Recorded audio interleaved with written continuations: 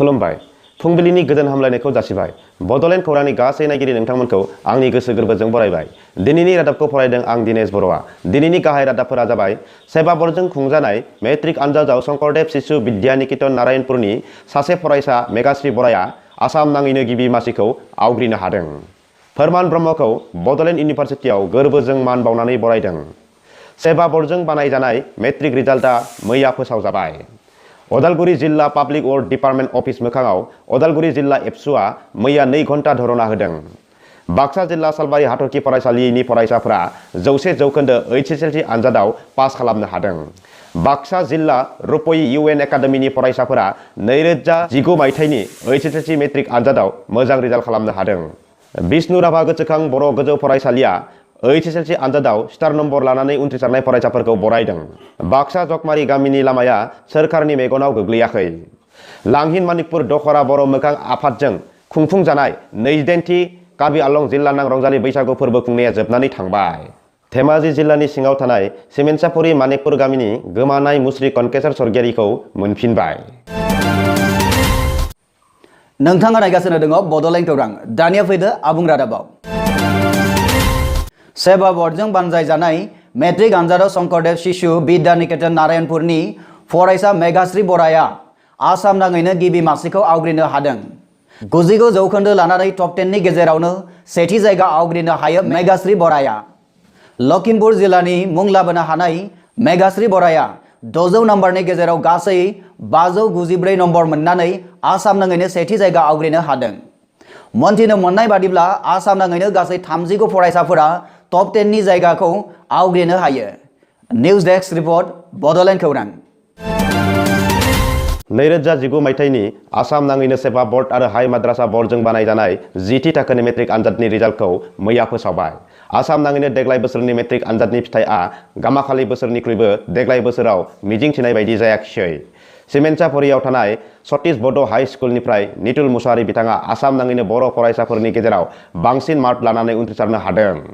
क'क्राझार सोहोरनि साखाथियाव UN academy फरायसालिनि 2019 मायथाइनि मेट्रिक आनजादाव गासै 162 फरायसाफोरा आनजाद होदोंमोन बिनि गेजेरावनो 145 फरायसाफोरा उनथ्रिसारनो हायो आरो 17 फरायसाफोरा उनथ्रिसारनो हायाखिसै बे 145 उनथ्रिसार जानो हानाय फरायसाफोरनि गेजेराव 77 फरायसाफोरा सेथि थाखोआव 57 फरायसाफोरा नैथि थाखोआव 10 फरायसाफोरा थामथि थाखोआव उनथ्रिसारो होननानै जोंनिसिम खौरां मोनफैदों बेनि गेजेरावनो 16 फरायसाफोरा स्टार्ट मार्क 6 फरायसाफोरा डिस्टिंक्शन लानानै उनथ्रिसारनो हायो बिनि गेजेराव रिजु बसुमतारी आरो प्रणय ब्रह्म बिथांमोना सानखान्थियाव 100 नम्बरखौनो मोननो हायो 2019 मायथाइनि मेट्रिक आनजादनि फिथाइ फोसावनायजों लोब्बा लाखिनानै UN एकाडेमिनि गोरायुं कृष्ण गपाल बसुमतारी बिथाङा खौरांगिरिफोरजों मोगा-मोगि जानाय समाव फोरमायोदि देग्लायनि फिथाइया आसा खालामनाय बायदि जायाखैसै मानोना 77 फरायसाफोराल' सेथि थाखोआव उनथ्रिसारनो हादों आरो 17 फरायसाफोरा गाज्रि खालामदों होननानै फोरमायदों बे रादाबखौ जोंनिसिम दैथायहरदों क'क्राझारनिफ्राय बिनन्जय नार्जारी बिथाङा फोरमान ब्रह्मखौ बड'लेण्ड इउनिभारसिटियाव गोरबोजों मान बावनानै बरायदों 2018 मायथाइनि UPC आनजादाव 429 रेंक लानानै क्रेक खालामनो हानाय फोरमान ब्रह्म बिथांखौ बड'लेण्ड इउनिभारसिटिनि फरायसा हानजानि बानजायनायाव मैया गोरबोजों बरायदों बिथां ब्रह्मआ बे बराय हाबाफारियाव नुजाथिनायजों लोगोसे गावनि नाजाथाबनायजों UPSC आनजादाव उथ्रिसारनो हानायनि सोमोन्दै बे मेलाव नुजाथिनानै फरायसाफोरनो फोरमायनायजों लोगोसे फैबाय थानाय समफोराव सोरबाफोर फरायसुलिफोरा UPSC आनजादखौ लिरोब्ला माबायदि एटेम्प्ट खालामनांगौ बेनि सोमोन्दै गुवारै गावनि बिबुंथिनि गेजेरजों फोरमायथियो बे बराय हाबाफारिजोंनो लोब्बा लाखिनानै बड'लेण्ड इउनिभारसिटि फरायसा हानजानि गाहाय नेहाथारि आखि बर' बिथाङा खौरांगिरिफोरजों मोगा-मोगि जानाय समाव फोरमायो दि फोरमान ब्रह्म बिथांखौ गोरबोजों बरायनाय हाबाफारिखौ सामलायदों बेजों लोगोसे फैबाय थानाय समफोराव बिथांनि बड'लेण्ड इउनिभारसिटिनिफ्रायबो जेन UPSCखौ क्रेक खालामनो हायो होननानै बिथाङा बुंथिबावो अदालगुरि जिल्ला PWD अफिस मोखाङाव अदालगुरि जिल्ला एबसुआ मैया 2 घन्टा धरना होदोंमोन मोनथिनो मोननाय बायदिब्ला अशोक बाजाजनि खम मानदण्डनि लुफुंथायनि हेंथायै बे धरनाखौ लानाय जायो धरनानि गेजेरजों लुफुंथायजों लोब्बा गोनां अशोक बाजाज क्लास 1A कन्ट्राक्टरनि हेंथायै आयेननि सहाय लानानै कन्ट्राक्टरखौ साजा होनाय जाथों होननानै दाबि दैखाङो बेनि अनगायैबो लुफुंथायखौ नायबिजिरनाय जाथों होननानै दाबि दैखांनायजों लोगोसे कन्ट्रेक्टरखौबो एरेस्ट खालामनांगौ होननानै दाबि दैखाङो आरो लाइसेन्सखौ ब्लेकलिस्ट खालामनांगौ होननानै फोरमायो। बे रादाबखौ जोंनिसिम दैथायहरदोंमोन उदालगुरिनिफ्राय रिंसार मुसाहारिया। बिष्णुराभा गोसोखां बर' गोजौ फरायसालिया मेट्रिक आनजादाव स्टार नम्बर लानानै उथ्रिसारनाय फरायसाफोरखौ बरायदों। थांनाय सिगां बोसोरनिख्रुइबो साबसिन मोजां रिजाल्ट लाबोदों फरायसाफोरा होननानै बरायनायजों लोगोसे गोजोननायखौबो फोरमायदों फरायसालिनि गाहाय फोरोंगिरि मनोज बसुमतारी बिथाङा। मख'जाथावदि अरां दख'रानि मादाव बांसिन नम्बर लानानै बर' बिजोंनि गेजेरावनो सेथि मासि लानानै उथ्रिसारनो हायो अरुण बसुमतारी बिथाङा।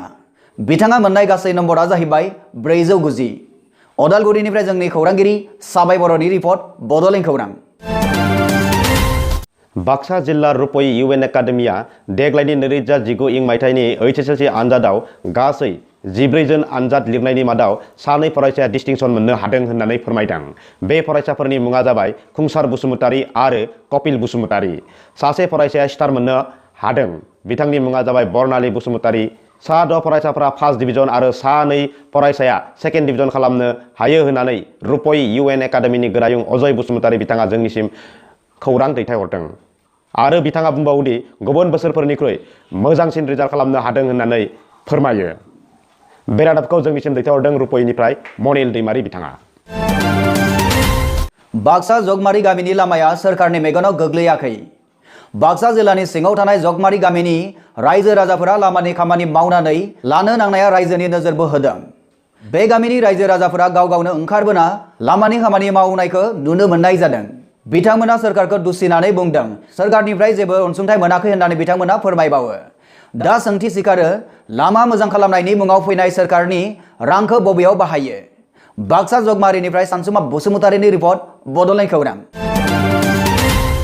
लांहिन मानिकपुर दख'रा बर' मोखां आफादजों बानायजानाय खुंजानाय 2थि कार्बि आलं जिल्ला नां रंजालि बैसागु फोरबो खुंनाया जोबनानै थांबाय। थांनाय मे दाननि 13 अक्ट'निफ्राय जागायजेननाय कार्बि आलं जिल्ला नां रंजालि बैसागु खुंथाया बायदि बिथिंनि हाबाफारिनि गेजेरजों गेलेनाय बादायलायनाय, थुनलाइयारि बादायलायनाय आरो हारिमु बादायलायनायनि गेजेरजों गाहामैनो जोबनानै थाङो। मख'नो गोनांदि बान्था राननाय हाबाफारियाव गाहाय आलासि महरै बर' थुनलाइ आफादनि आफादगिरि तरेन बर' गेदेमाया आरो बुंथिजानाय आफादगिरि महरै दुलाराय बर' हारिमु आफादनि बोसोनगिरि रहेन ब्रह्म, मिरु UBPO लेङाइ आफादगिरि गाम्बारु बसुमतारी आरो जर'खा आलासि महरै रितुराज बसुमतारी, साहित्य एकाडेमि बान्था मोनगिरि आरो कार्बि आलं जिल्ला बर' मोखां आफादनि आफादगिरि नेहाथारि, लांहिन बेंगलि समाजनि लेङाइ आफादगिरि पिनाक पानि देब, TRCDCनि आरो गोबां साननो हनो गोरों गेदेमा बिथांमोना बाहागो लाफुंनो हायो। बे रादाबखौ जोंनिसिम दैथायहरदों लांहिन कार्बि आलंनिफ्राय खोदोम बसुमतारी बिथाङा। बाक्सा बरमायाव थानाय सेन्ट जन हायर सेकेन्डारि स्कुलनिफ्राय देग्लायनि मेट्रिक आनजादनि रिजाल्टआव टप 10आव 2 फरायसाफोरा जायगा लाखिनो हानानै बरमा ओनसोलनि मुंखौ जौगासार होनो हादों। सेन्ट जन हायर सेकेन्डारि स्कुलनिफ्राय सासे फरायसुलिया 5थि रेंक मोननो हायो आरो गुबुन सासे फरायसाया 8थि रेंक मोननो हायो। 5थि रेंक मोननो हानाय फरायसुलिनि मुङा जाबाय फागुनी शर्मा आरो 8थि रेंक मोननो हानाय फरायसानि मुङा जाबाय इभान केशव कलिता। फागुनी शर्माया 98.16 जौखोन्दो मोननो हायो आरो इभान केशव कलिताया 97.66 जौखोन्दो नम्बर मोननो हायो। मैयानि बे बुब्लियाव सेन्ट जन हायर सेकेन्डारि स्कुलनि प्रिन्सिपाल फादार परेश चन्द्र ब्रह्म बिथाङा बेबायदि बुंथियो। मैया थांनाय 15/5/2019 खालाराव सिमेन्साफुरि हालामनिनो 3 नं महनपुर गामिनि सबिन स्वर्गियारिया रङिया रेलवे स्टेशनाव लोगो मोनना न'सिम दोनफैदोंमोन होनना मिथिनो मोननाय जादों। गोमानाय कनकेश्वर स्वर्गियारिया नेपालाव दंहैयोमोन होननानै जोंनिसिम खौरां मोनफैदों। बिथाङा नेपालाव बोरैहाय मोनहैखो बेखौ गावनो मिथिया होननानै फोरमायदों। उनावहाय बोरैबा गोसोआव फैफिनना न'सिम फैनायाव सबिन स्वर्गियारिया रङिया रेलवे स्टेशनाव लोगो मोनना न'सिम लाबोफायो होनना जोंनिसिम खौरां मोनफैदों। बड'लेण्ड खौरांनि गासै नायगिरि नोंथांमोनखौ फिन साबायखर जासिनानै दिनैनि रादाबखौ एसेबांनो फोजोबनाय जाबाय। गोजोन्थों।